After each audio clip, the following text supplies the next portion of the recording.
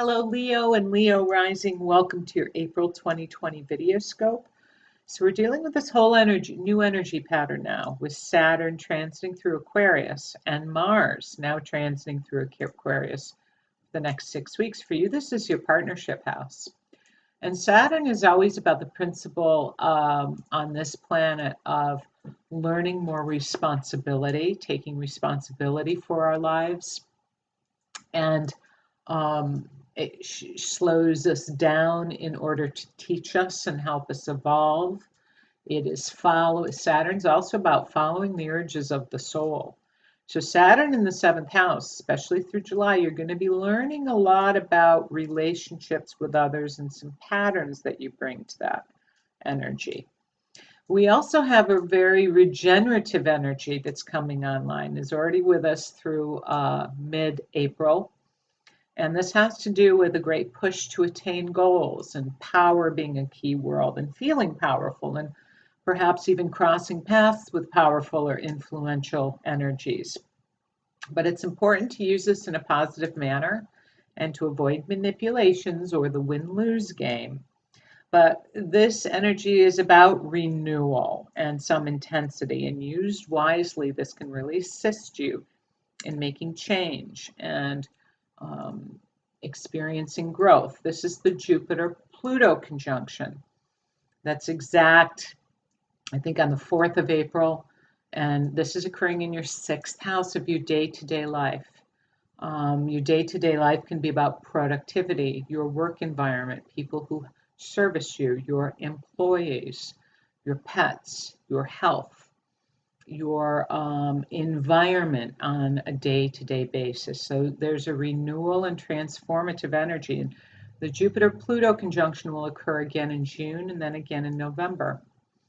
On the 7th is a full moon, and this is highlighting developments and culminations with your neighborhood, communications, contracts, sales, commercial activity.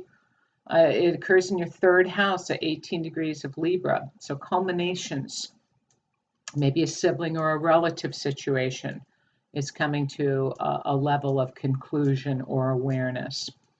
And this full moon in your 3rd house in Libra is squaring Jupiter and Pluto in that 6th house. Again, being aware of using your energy. But what's combustible about this full moon is we have a very unpredictable and reactive energy occurring at the same time. And this can speak to knee-jerk reactions with relationships and work, or where you're heading, or your connection with others. It can be a time of wanting to break free of some work-related relationship dynamics. Mars in that 7th house, which is bringing a lot of energy to you from others in your world, is squaring up to Uranus in that 10th house of career and authority figures. So be aware of that, and we'll want to all kind of let that energy die down a little bit and take the time to respond rather than react. Now on the 11th, Mercury is finally moving out of Pisces and is heading into Aries, which means the pace of life is really going fast this month, and there'll be a lot of developments and clearer communications. And so from the 11th to the 27th, Mercury is transiting through your 9th house of Aries. Broader perspective on things, travel, education, communicating with people at a distance, friends, relatives. Maybe there's a trip involved here, whether that's driving some distance or being able to hop on a plane. There may be developments for you with education or legal situations as well. On the 19th, the sun is heading into Taurus, as it does every year at this time for the next 4 weeks. And so this is going to be bringing more focus for you, Leo, on where your life is going. And your 10th house of Taurus, which is about career, reputation, community involvement, how you present yourself out there in the world. Parents can be seen as authority figures as well.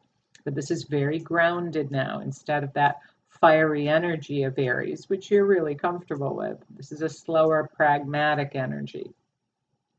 And then on the 22nd, the new moon is here, and the new moon is at 3 degrees of Taurus in your 10th house, setting up the next 4 weeks, developments with career and where your life is heading. And it is squaring Saturn in your 7th house. So there may be some lessons and some wisdom that you need to gain around handling work relationships or committed relationships. This new moon, or feeling that there's obstruction coming to you from these very areas, and a need for patience, because the energies this month that we're seeing aren't going to come to full fruition really until about December of this year.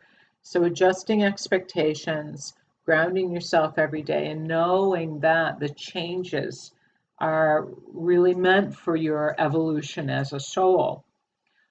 This new moon on the 22nd is also conjunct Uranus in your 10th house, which is expect the unexpected, change, maybe expected change, maybe some unexpected change with your life or the career or avocation or an authority situation. So this energy moving forward is going to carry an element of that. It may be about increased technology usage or using innovation in connection, especially with professional relationships. This may be part of this theme into the weeks ahead for you at this new moon on the 22nd. And then on the 27th, Mercury heads into your 12th house of Taurus, where he'll be transiting until May 20th. So there's a huge focus on your outer life, not your personal life, your outer life, where you're heading, how you're handling things, what the situations of your life, what the dictates of those are. So please know that there's a learning curve for all of us going on right now.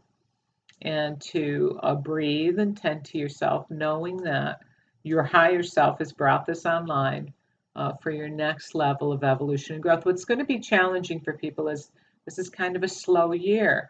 There's forward and then an inward focus, and then forward and then much more of an inward focus. And that's just kind of the rhythm of this year. But you'll feel like change has really come about and been made as we enter the winter season at the end of this year. So much love to you, Leo. Be well.